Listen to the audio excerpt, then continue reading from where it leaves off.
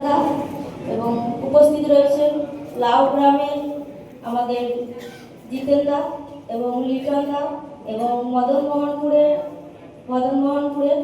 এবং রয়েছেন তুষার দা।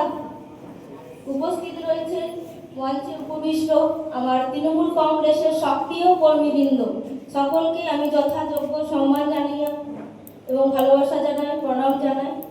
আর সর্বোপরি উপস্থিত রয়েছেন লাউগ্রাম ও মদনমোহনপুর অঞ্চলের প্রত্যেকটি গ্রামের একদম কোণা থেকে আসা আমাদের বুথের সক্রিয় লড়াকু কর্মীবৃন্দ। সকলকে আমি নতমস্তকে প্রণাম এবং ভালোবাসা জানাই।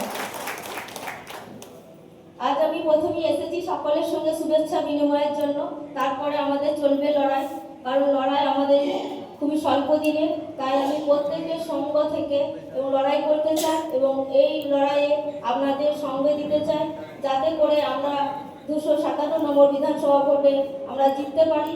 কারণ আপনারা জানেন যে বিগত 5 বছরে নির্মল ধারা মহাশয় জিতেছিলেন, উনি আপনাদের এলাকার জন্য কোনো কাজ করেনি, যাতে করে আমরা বিগত দিনের যে কাজগুলো আমাদের করে আছে আপনাদের গ্রামে মদনমোহনপুর এবং লাউগ্রামের অঞ্চলে যে কাজগুলি পড়ে আছে, আপনারা জানেন যে মানবদরদী মুখ্যমন্ত্রী মমতা বন্দ্যোপাধ্যায় ওনার জনকল্যাণ প্রকল্পের মাধ্যমে প্রচুর কাজ করেছেন আপনাদের গ্রামের জন্য। আমাদের পূর্ববর্তী বক্তা আমাদের ভাই হামিদ ভাই সুন্দরভাবে আপনাদেরকে সেগুলো বর্ণনা করে তুলে ধরেছেন, তাই ভাইয়ের বক্তব্যের পর আর বলার কিছু থাকে না। তবুও আমি বলবো, আপনারা জানেন যে দিদির যে উন্নয়নের প্রকল্প প্রত্যেকটা পরিবারের 7 থেকে 8টি প্রকল্পের আওতায় আছে, কিন্তু আমাদের প্রচার নেই। ভাই কিন্তু আগেই বলেছে যে আমাদের প্রচার নেই, প্রচারের অভাব।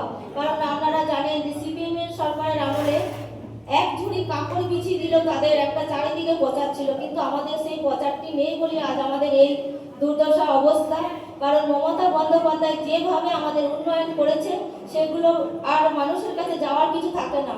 কারণ মাননীয় মমতা বন্দ্যোপাধ্যায় উনি যে প্রকল্পগুলো দিয়েছেন সেই প্রকল্পের মাধ্যমে এক একটি পরিবার ভাইদের বর্ণনা দিচ্ছিলেন 50 থেকে 60 হাজার টাকা বছরে পাচ্ছে একটি পরিবার। তাই বিশেষ কিছু বলার থাকে না। কারণ আমাদের এখানে যারা আমরা বুথের কর্মী আছি, যারা লড়াকু কর্মী আছি, যারা আমরা পতাকা ধরে চলি, আমাদেরকে যেতে হবে সেই পরিবারগুলোর পাশে। কারণ আমরা সারা বছরই সেই পরিবারগুলোর পাশে থাকি, শীত গ্রীষ্ম বর্ষা সবসময় আমরা তাদের পাশে থাকি।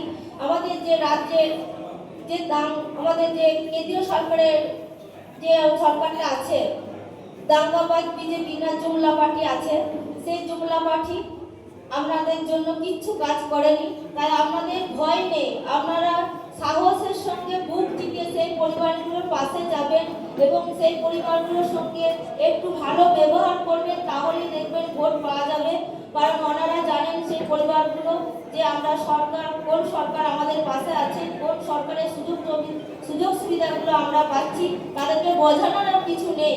কারণ প্রত্যেকটা পরিবার জানে যে কোন সরকার আমাদের পাশে আছে, কেন্দ্রীয় সরকার আছে না রাজ্য সরকার আছে, এটা ওনারা কিন্তু ভালোভাবে বুঝে গেছে। তবু আমাদের যারা আমরা লড়াকু কর্মী আছি তাদের শুধু একটু সহযোগিতা হলে কিন্তু আমরা জিতে যাব, এটা আমার 100% আশা আছে। যে কারণ দিদির উন্নয়নের কোনো খামতি নেই। শুধু আমাদের এখানে আমি যতটুকু জানলাম যে এখানে একটু আমাদের যে যারা কর্মী আছে তাদের মধ্যে একটু মনোমালিন্য আছে। আমি আশা রাখবো আপনারা সকলে ঐক্যবদ্ধ হয়ে আমার সঙ্গে একজোট হয়ে কাজ করুন। আমি ভোটে জেতার পর অবশ্যই আপনাদের সহযোগিতা করব এবং আপনাদের যে কাজগুলি বাকি আছে সেই কাজগুলি আমি করার চেষ্টা করব। এই বলে আমি সকলকে যথাযোগ্য সম্মান জানিয়ে আমি আমার ক্ষুদ্র বক্তব্য শেষ করলাম। সকলে ভালো থাকবেন, সুস্থ থাকবেন। মমতা বন্দ্যোপাধ্যায় জিন্দাবাদ, অভিষেক বন্দ্যোপাধ্যায় জিন্দাবাদ।